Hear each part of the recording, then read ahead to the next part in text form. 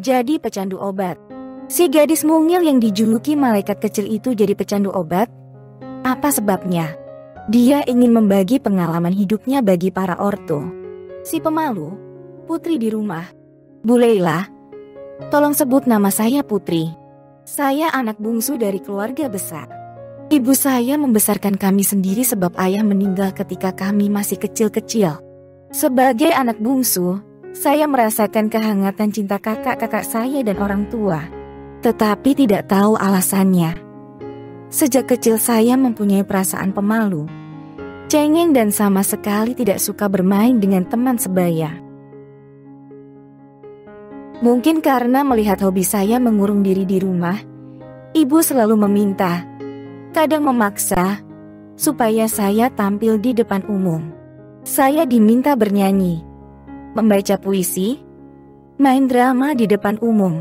Saya bisa melakukan itu, tetapi sebenarnya saya tidak suka. Sangat sering sebelum tampil saya ke kamar kecil dulu untuk menangis sepuasnya. Tetapi kemudian kasihan pada ibu kalau tidak tampil. Akhirnya tampil juga. Prestasi saya waktu kecil lumayan menonjol. Hampir selalu peringkat 1 dan menang dalam menyanyi dan baca puisi. Walaupun hanya juara tingkat kabupaten. Surat penggemar tidak sedikit saya terima dan saya dijuluki malaikat kecil. Tetapi, saya selalu cengeng, pemalu, dan merasa terbebani dengan hal-hal itu. Rasa gelisah mendalam itu terus menghantui saya sampai sering sakit. Dari situ saya mendapat berbagai obat. Lama-lama saya tahu ada obat tertentu yang dapat membuat saya tenang dan merasa bahagia.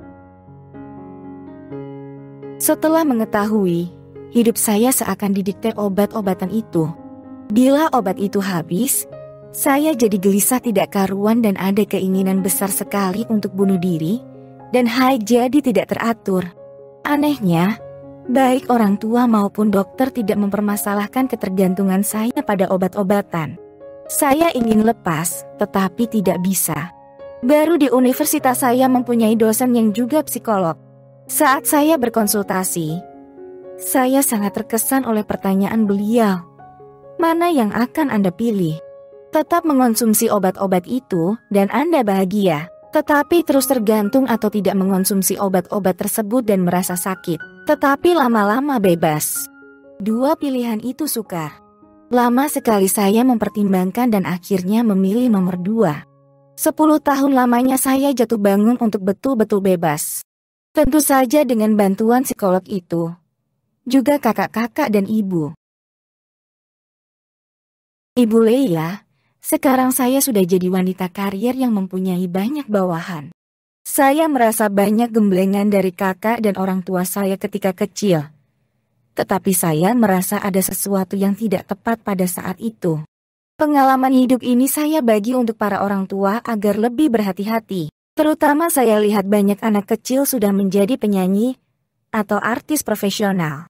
Putri yang baik, terima kasih untuk membagi pengalaman hidup Anda kepada kami. Benar, sebagai anak bungsu dalam keluarga besar, kebetulan saya juga anak bungsu, memang ada semacam kelemahan struktural.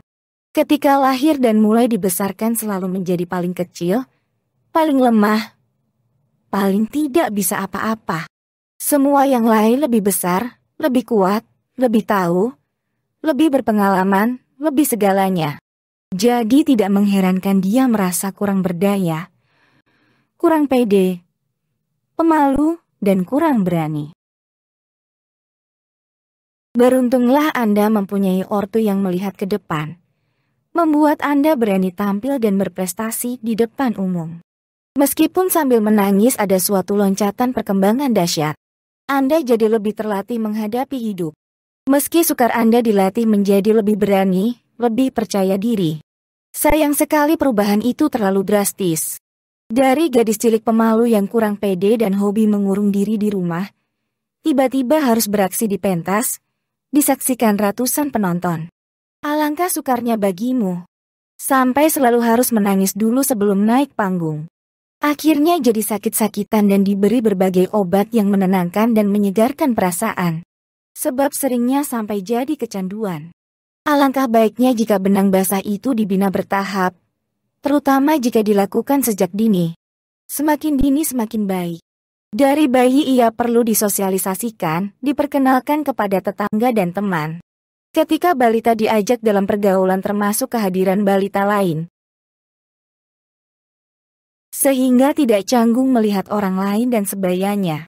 Kemudian dapat dimasukkan ke sekolah bermain. Di situ dengan cara menyenangkan dikembangkanlah berbagai potensi dirinya, termasuk berani tampil. Akhirnya ortu perlu mengenal anaknya dengan baik. Juga dokter mengenal pasiennya, sehingga ortu tidak memaksakan kehendaknya. Jika anak sehat menjadi sakit-sakitan ini adalah lampu merah, telitilah apa penyebabnya. Adakah tuntutan yang terlalu berat? Adakah kecemasan di hatinya? Mengapa obat itu juga yang diminta?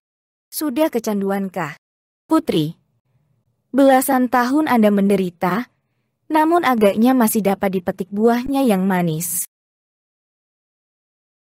Dengan gemblengan ketika kecil, meski sangat sukar, telah membuat Anda lebih tangguh dan percaya diri, menjadi lebih terampil bergerak dan berprestasi dalam masyarakat, yang memang tidak mudah. Kalau terus diperlakukan sebagai bayi, terus dilindungi dan dilayani, mungkin sekarang Anda hanya ada di sekitar dapur dan sumur saja. Selamat berhasil, Putri.